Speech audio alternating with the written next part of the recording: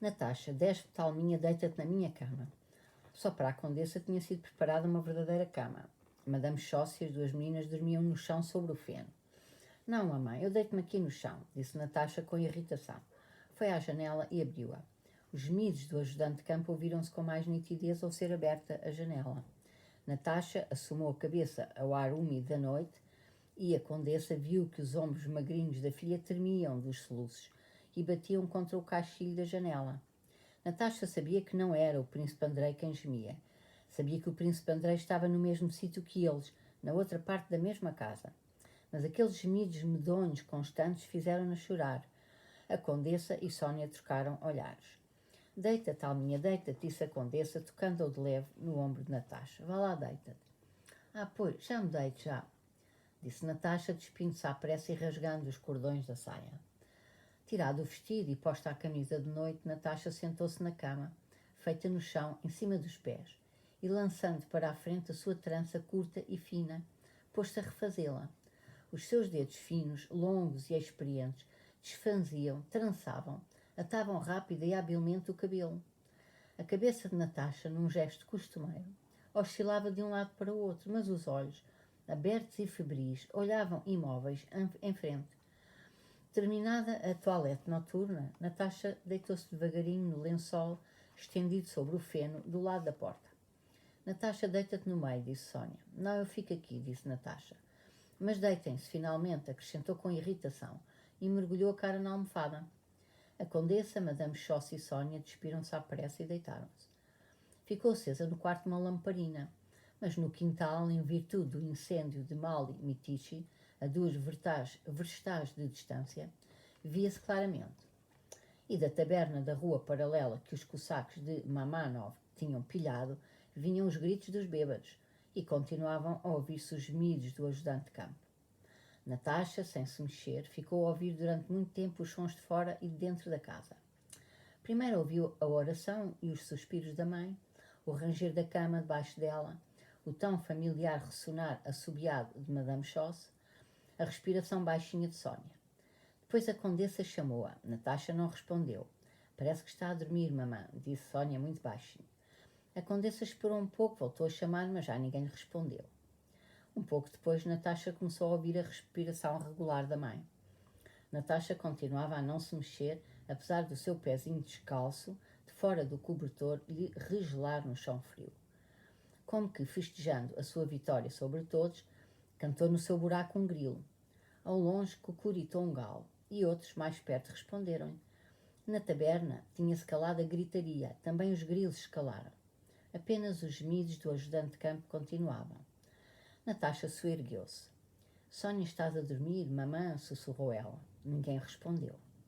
Natasha, com muito cuidado, levantou-se, benzeu-se e pousou o pé estreito e flexível no chão frio e sujo.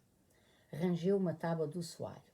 Natasha, em passinhos rápidos, correu como um gatinho e pôs a mão no puxador frio da porta. Parecia que alguma coisa pesada estava a bater compassadamente em todas as paredes da isbá. Era o seu coração desfalecido de medo e prestes a rebentar de amor e de susto. Abriu a porta, passou a soleira e pôs o pé no chão úmido e frio do átrio. O frio atingiu-a e refrescou-a. Tocou com o pé descalço num homem que dormia no chão, passou por cima dele e abriu a porta da isbá onde estava o príncipe Andrei. Estava escuro. No canto de trás da cama, onde estava deitada alguma coisa, ardia em cima de um banco uma vela de sebo derretida em forma de cogumelo grande. Ainda de manhã, quando lhe disseram da presença ali do príncipe Andrei e que estava ferido, Natasha decidira que tinha de o ver. Não sabia por que devia fazê-lo, só sabia que ia ser um encontro torturante, o que a fez convencer-se ainda mais da sua necessidade. Passou todo o dia estimulada pela esperança de que o veria de noite. Mas agora, chegado o momento, apoderou-se dele o pavor do que iria ver. Que mutilação teria sofrido? O que restava dele seria como o gemido sem fim do ajudante de campo? Sim, era isso.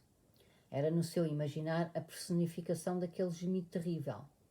Quando Natasha viu uma massa indefinida no canto e os joelhos dele dobrados debaixo do cobertor, lhe apareceram os ombros, imaginou um corpo terrível e parou assustada. Porém, uma força insuperável atraía e incitava a ir para a frente.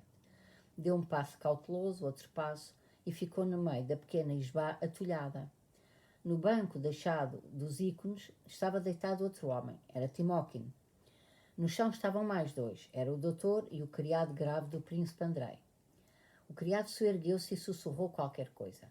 Timóquino, com dores na perna ferida, não dormia e, com os olhos muito abertos, olhava para a estranha aparição de uma moça em camisa branca, blusa e touca de dormir. As palavras solentes e assustadas do criado, o que quer? Para quê? Apenas levaram Natasha a aproximar-se mais depressa do canto. Por mais medonho, por menos parecido que fosse com o corpo humano, aquele corpo tinha de o ver. Passou ao resto do criado. O cogumelo de sebo caiu da vela e Natasha viu claramente o príncipe Andrei, deitado com as mãos por cima do cobertor. O príncipe Andrei de sempre. O príncipe Andrei tal como era antes, mas a cor inflamada da cara, os olhos brilhantes fixos nela com enlevo e, sobretudo, o frágil pescoço infantil por trás do colarinho aberto, davam-lhe um ar diferente, infantil, ingênuo, um ar que ela nunca vira ao príncipe Andrei. Aproximou-se dele e pôs-se de joelhos, num movimento rápido, flexível, jovem. Ele sorriu e estendeu-lhe a mão. 32. Já haviam passado 7 dias desde que o príncipe Andrei tinha ido parar ao posto médico de Borodino. Durante todo este tempo esteve quase sempre inconsciente. O estado febril e a inflamação dos intestinos afetados levá-lo-iam a uma morte certa, segundo a opinião do médico que o acompanhou na viagem. Porém, ao 7º dia, comeu com apetite uma fatia de pão com chá e o doutor verificou que a febre lhe baixara. Recuperou os sentidos de manhã. Na primeira noite, após a saída de Moscou, estava bastante calor e o príncipe Andrei foi deixado a dormir na caleche. Mas a Mitiche, o próprio ferido, exigiu que o tirassem da caleche e lhe dessem chá. As dores que a transferência para a Isbá avivou fizeram-no gemer alto e perder de novo os sentidos. Quando o deitaram na cama de campanha, ficou muito tempo imóvel e com os olhos fechados. Depois abriu-os e sussurrou baixinho. Então e o chá? Esta atenção pelos pequenos pormenores da vida espantou o doutor.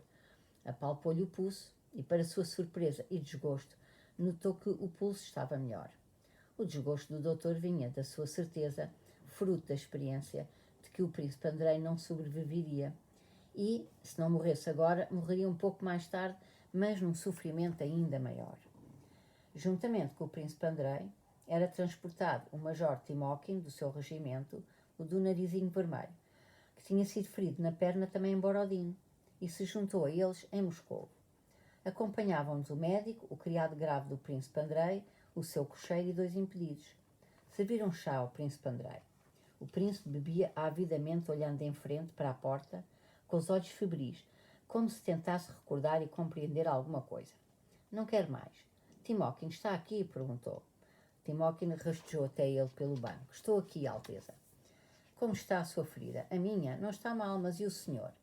O príncipe Andrei voltou a pensar, como se tentasse lembrar-se de alguma coisa. Não será possível arranjar o livro? Pediu. Qual livro? O Evangelho, não o tenho. O doutor prometeu arranjá-lo e perguntou ao príncipe Andrei como se sentia. O príncipe Andrei respondia a contragosto, mas razoavelmente a todas as perguntas do médico, acabando por dizer que precisava que lhe pusessem um rolo por baixo. De outra maneira era incómodo para ele e causava-lhe muitas dores. O médico e o criado levantaram o capote que o cobria e, franzindo as caras por causa do fedor das carnes putrefactas que emanava da ferida, começaram a examinar o lugar terrível. O doutor mostrou-se descontente com o que viu. Refez qualquer coisa, virou o ferido, o que o fez de novo gemer de dor, perder os sentidos e delirar. Não parava de pedir que lhe arranjassem o livro o mais depressa possível e lhe o metessem por baixo. Custa-vos alguma coisa? Disse. Não o tenho. Arranjem-no, por favor. Ponham-no lá por 1 minuto, dizia ele, numa voz queixosa.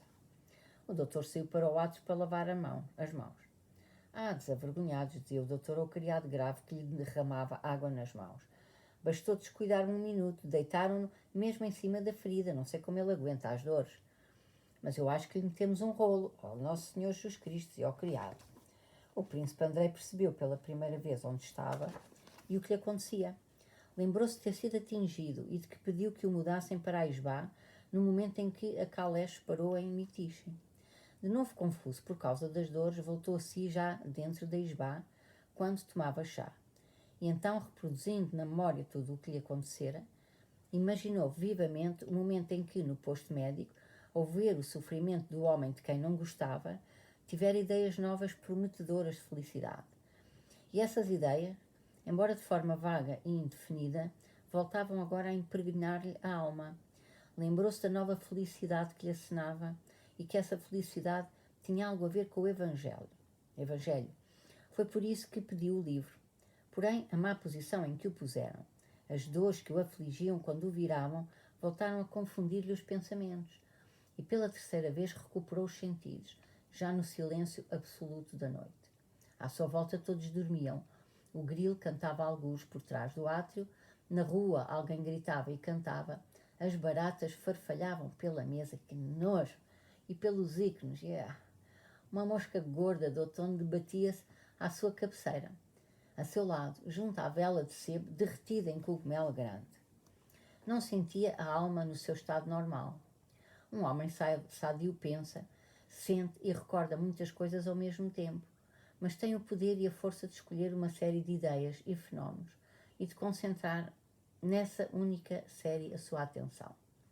Um homem sádio, num momento de profunda reflexão, faz uma pausa para dizer uma palavra educada a uma pessoa que entra e depois volta às suas reflexões. Ora, neste sentido, a alma do príncipe Andrei não estava normal. Todas as forças da sua alma estavam mais ativas, mais claras do que nunca, mas agiam fora da sua vontade. Estava possuído ao mesmo tempo por imagens e ideias variadas. De vez em quando o seu pensamento começava de súbito a trabalhar com uma força, uma clareza e uma profundidade de que nunca se julgaria capaz no seu estado saudável. Mas de repente, no meio do seu trabalho, o pensamento era interrompido, era substituído por uma qualquer imagem inesperada e não tinha forças para voltar a ele. Sim, abriu-se para mim uma nova felicidade, inalienável do homem, pensava ele, deitado na penumbra e no silêncio da isbá, olhando em frente com os olhos abertos, febris e imóveis. Uma felicidade que está fora das forças materiais, fora das influências materiais e exteriores que atuam no homem.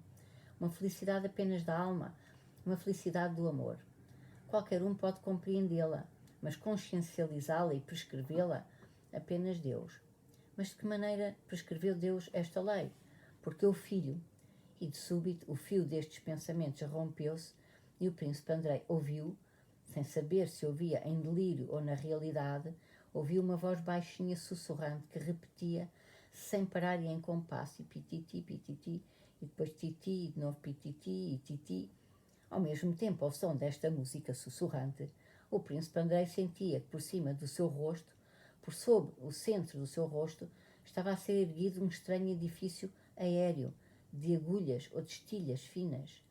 Sentia, embora lhe fosse difícil, que precisava de manter com cuidado o equilíbrio para não derrubar o edifício em construção. Mesmo assim ele ruía e voltava a ser erguido lentamente ao som da música pausada e sussurrante. Estica-se, estica-se, estira e estica-se, dizia a si mesmo o príncipe Andrei. Simultaneamente, escutando o sussurro e sentindo o edifício de agulhas a estender-se e a erguer-se, o príncipe Andrei via de relance a luz vermelha da vela, rodeada de uma auréola, e ouvia o farfalhar das baratas e da mosca. Batia contra a almofada, que nojo, e contra a cara. E da cara, e de cada vez que a mosca lhe tocava na cara, a sensação era pungente. Ao mesmo tempo espantava o que a mosca... Ai, meu Deus, é a mosca que já está a cheirar o cheiro da putrefação. Ao mesmo tempo espantava o que a mosca, batendo sempre na construção que se erguia no seu rosto, não a destruísse. Havia além disto tudo mais uma coisa importante, a branquidão junto à porta, uma estátua de esfinhos que também o oprimia. Talvez seja a minha camisa em cima da mesa, pensava o príncipe Andrei. E isto são as minhas pernas e aquilo é a porta.